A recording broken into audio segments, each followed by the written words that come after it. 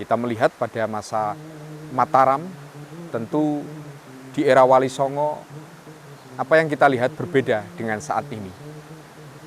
Tetapi dakwah para wali benar-benar mengena di relung-relung hati para muslimin.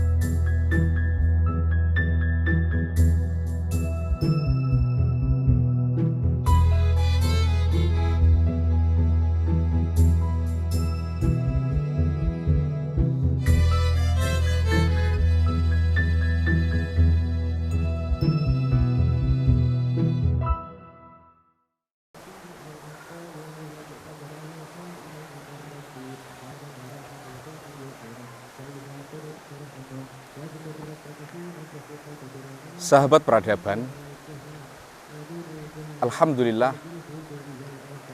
setelah saya bersama kru peradaban melakukan serangkaian kunjungan di beberapa titik di mana R20 nanti dilaksanakan di daerah istimewa Yogyakarta,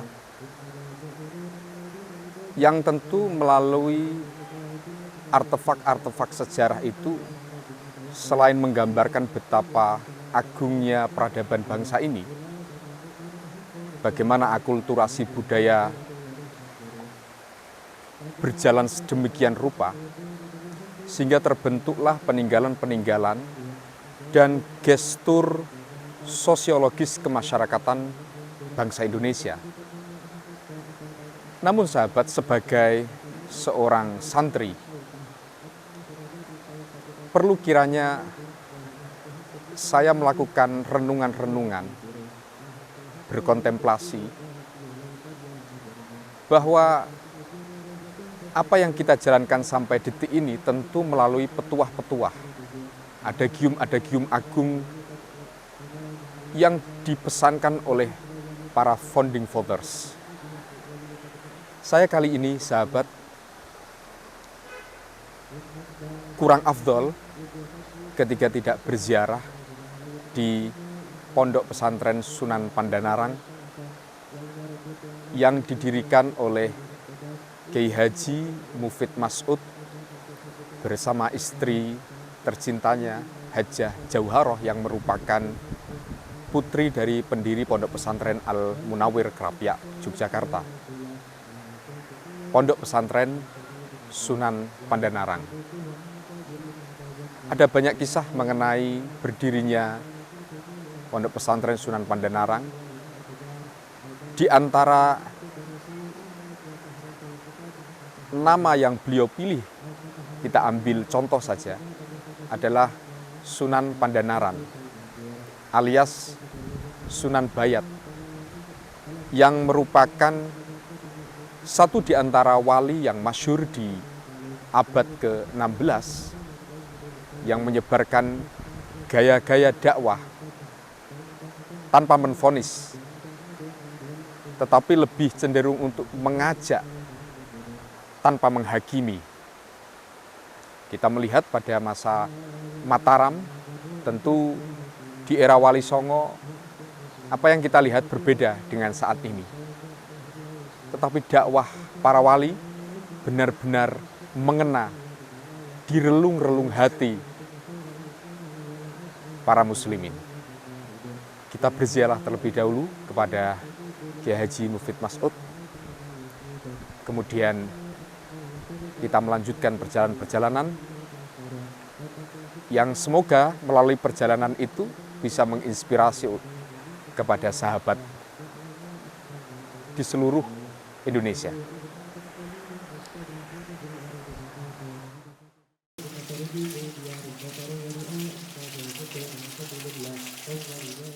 ولا تضره شيئا والله على كل شيء قدير إلا تنصر فقد نصره إذ أخرج الذين كفروا ثاني ثاني اثنين إذ هما في الغار إذ يقول لصاحبه لا تحزن لقد بدأه الفتنة من قبل قلبوا لك الأمور حتى جاء الحق ظهر الأمر ومنهم من يقول ذني ولا. Sahabat peradaban, ketika awal saya memasuki gerbang Pondok Pesantren Sunan Pandanaran ini, saya sempat berpikir, loh, bukankah Kiai Haji Mufid Mas'ud ini mendirikan Pondok Pesantren Sunan Pandanaran ini pada tahun 1975? Ternyata yang memotivasi itu bukanlah cover 1975, sahabat peradaban.